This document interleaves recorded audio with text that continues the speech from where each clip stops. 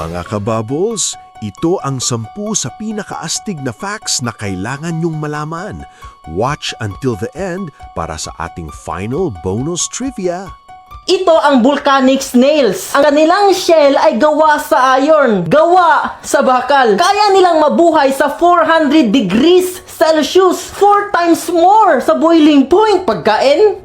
Hindi sila kumakain. Nag-a-absorb sila ng toxic chemicals galing sa volcanic vents sa ilalim ng dagat at kino-convert nila ito bilang pagkain, energy at bakal na napupunta sa shell nila. Pokemon ka sa akin. Ang Pokemon ba animal abuse? Hindi. Fiction lang kasi yan, hindi yan totoo. Ako si Kuya Bubbles and my dream is to become the next Kuya Kim. And that is what I discovered. Ang spider na ito ay kayang lumipad gamit ang kuryente. Ang gagambang ito ay nagre-release ng strands ng sapot sa hangin na kayang umabot ng 7 meters. Ang tawag dito ay ballooning. Kaya nilang lumutang ng 13,000 feet at hindi hangin ang gamit kundi kuryente. Electricity is all around us. Ang atmosphere ay may positive electric charge at dito sa lupa ay may negative electric charge. Kagaya ng magnet, pag positive at negative, nag-a-attract. Pero pag negative at negative, nagre-repel. Pero ang gagambang ito ay nagre-release ng negative electric charge sa kanyang sapot. Ibig sabihin, tinutulak sila ng negative electric charge ng lupa paitaas. For example, ito ang negative electric charge ng lupa. At ito namang isa ay ang negative electric charge ng gagamba. Ito ang mangyayari. If I bring them close together,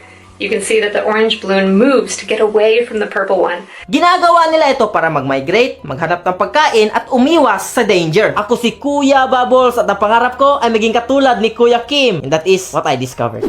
Gumising ka, tapos may muta. Bakit kaya? Ganito yan. Ang palibot natin ay puno ng palutang-lutang na bakterya, dust, usok at mga dirty things. At ang mga dirty things na ito ay napupunta sa mata. Para hindi mairita, kailangan matanggal, diba? Parang sasakyan. Kung maalikabok, kailangan i-windshield wiper. Sa mata, kailangan ipikit. At saan napupunta ang mga dirty things na ito? Napupunta sa ilong.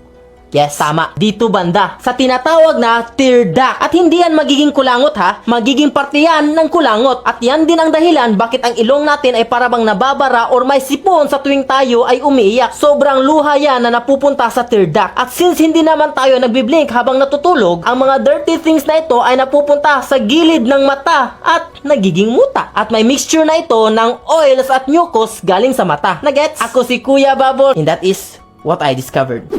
Bakit puti ang mga eroplano? Una, dahil sa thermodynamics. Napakainit nga dito sa lupa. Sa langit pa kaya, ang kulay puti ay nagre-reflect ng tinatawag na solar radiation. Kagaya na lang ito. Tingnan nyo ang puting damit. Di ba? Hindi nag-a-absorb ng init. So, hindi maiinitan ang tao sa loob. Ibig sabihin lang, less fuel ang magagamit equals more money ang masave. Pangalawa, para madaling makita. Ang mga cracks, oil spills, leaks, or mga butas ay mas madaling makita sa puti. For safety ba? At para mas madaling makita ng mga buyers kung ibebenta ito kasi madali lang i-modify. Pangatlo, less weight. Ang pintura ay may timbang at ang kulay puti ay mas magaan kaysa sa ibang kulay at mas mura ito. Less timbang, less fuel ang magagamit, equals more money ang masave. At saka, ang ibang kulay ay nagfi-fade, so palaging nire-repaint, magastos. May mga eroplano din naman na may kulay, at yan naman ay for branding or marketing. Ako si Kuya Bubbles at ang pangarap ko, maging katulad ni Kuya Kim. That is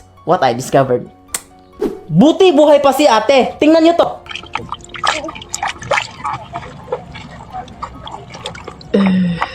Buhay siya.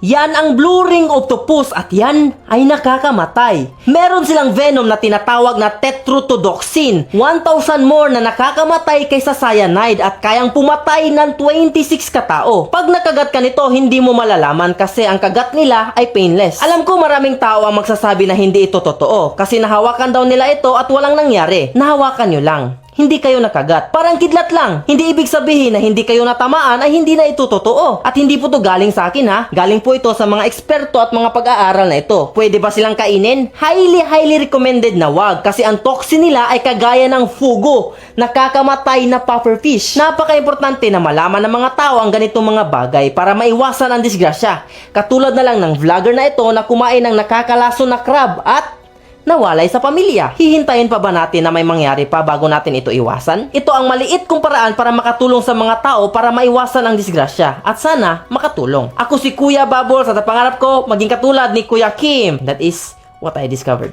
Ito ang vampira ng tubig. Bakit? Ginagamit kasi nila ang kanilang mga ngipin para kumapit sa laman ng kanilang buhay na pagkain at isasak ang dugo. At ito pa, kaya nilang kumapit ng ilang weeks. Weeks ha? Weeks. Parang malaking leech, no? Umaatake ba ito sa tao? Very, very rare lang. Mas attracted kasi sila sa mga cold-blooded animals kagaya ng mga isda. Meron silang 7 butas ng gills kada side. Ito ang lamprey. At nandito na sila sa loob ng 360 million years. Mas matanda pa sa mga dinosaurs. May fossil evidence para dito. Nakakain ba sila? Maraming bansa ang kumakain dito. Pero kailangan pang i-remove ang toxic mucus sa palibot ng katawan nito. Nakakamatay kasi. Ito nga daw ang pumatay kay King Henry I. At ito pa, kaya nilang magbago ng kasarian. Minsan lalaki, minsan babae. Nakadepende sa kanilang populasyon at environment. Ako si Kuya Bubbles at ang pangarap ko maging katulad ni Kuya Kim. And that is what I discovered. Ang tawag sa grupo ng panda ay embarrassment. Ang grupo ng mga crows ay murder. Ang grupo ng mga monkeys, macaques, baboons, gorillas at chimpanzee ay tinatawag na troop. Ang grupo ng mga tiger ay tinatawag na ambush. Ano naman ang tawag sa grupo ng mga flamingos? A. Extravagant, B. Radiant, C. Dazzle. Letter Z. Flamboyant. Ang grupo ng mga cheetah ay coalition. Ang grupo ng mga owl ay parliament. Ang grupo ng mga alligators ay congregation. Ang grupo ng mga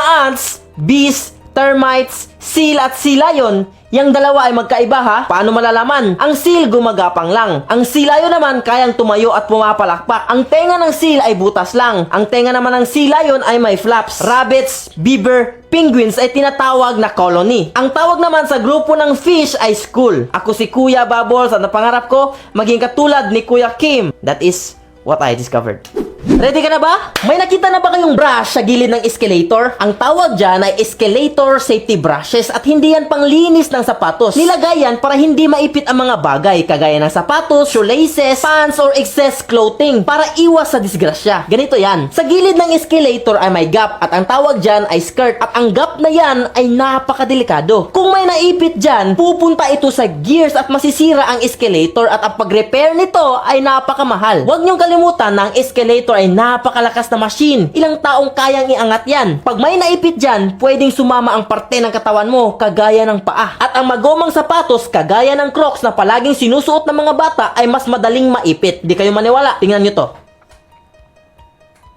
I-search nyo lang kids shoes in escalator. Puro Crocs yan. Originally, nilagay ang escalator safety brushes para hindi lumapit ang paa sa skirt. Ang idea ay, pag ang tao daw ay makafeel ng brush sa kanyang paa, tinatanggal agad nito. Pero sa tingin ko, hindi na yan masyadong gumagana kasi tao na mismo ang lumalapit sa disgrasya. Ginagawa kasing panglinis ng sapatos. Imbis na brush, dapat siguro palitan ng iba. Kagaya ng strip lang sa gilid, di ba? Ako si Kuya Bubbles at napangarap ko maging katulad ni Kuya Kim. And that is what I discovered.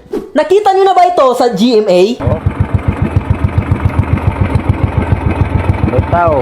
Yan ang leatherback sea turtle na may scientific name na Dermochilus coriacea. Sila ang pinakamalaking sea turtle sa buong mundo. Kaya nilang humaba ng 2.7 meters at tumimbang ng 900 kilograms. Kaya nilang mag-dive ng 4,200 feet sa ilalim ng tubig at mag-hold ng hinga sa loob ng 85 minutes. Ang main source of food nila ay mga jellyfish pero minsan mga plastic. Inaakala kasi nilang pagkain. Ang ibang mga pawikan ay merong hard shell. Sila naman ay merong flexible at rubbery na parabang leather. Kaya nga tinatawag silang leatherback. Sila ay mga reptiles at ang mga reptiles ay cold-blooded animals. Ang mga cold-blooded animals rely body heat sa kanilang environment kagaya ng sun. So hindi sila pwede sa malalamig. Ang warm-blooded animals naman nag-generate ng body heat internally. So sila lang. So hindi sila pwede sa maiinit na lugar kasi mas iinit lang sila. At ang leatherback ay parang nasa dalawa. Gigantothermic ang tawag. Kaya nilang mag-regulate ng body temperature sa mainit or sa malamig. At sila lang ang reptile na kayang gumawa niyan. Ayon sa DENR, sila ay endangered species. Sila din ay declared as vulnerable ayon sa IUCN. Kumukunti na lang ang kanilang bilang sa wild dahil sa human activities kagaya ng aksidenteng paglambat, pollution, climate change, coastal development at minsan kinakain din ng tao. At yan ay nakakalungkot. Ako si Kuya Bubbles at ang pangarap ko maging katulad ni Kuya Kim. And that is what I discovered.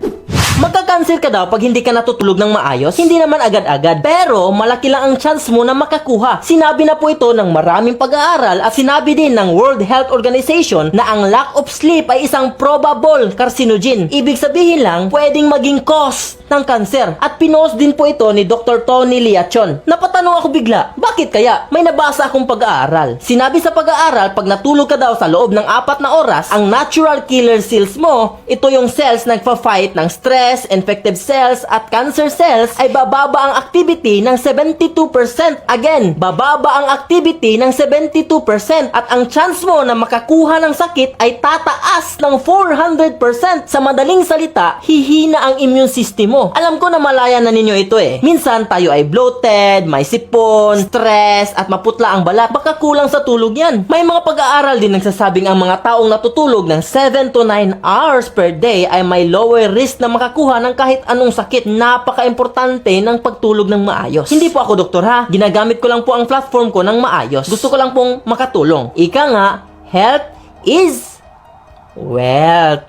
Tama. Ako si Kuya Bubbles at napangarap ko maging katulad ni Kuya Kim. And if you want to know more facts about science, animals, health, and everything dito sa mundo, just follow me. And that is what I discovered. Matulog ng maayos ha? Tulog ng maayos. Matulog ka na. Anong oras na? Good night.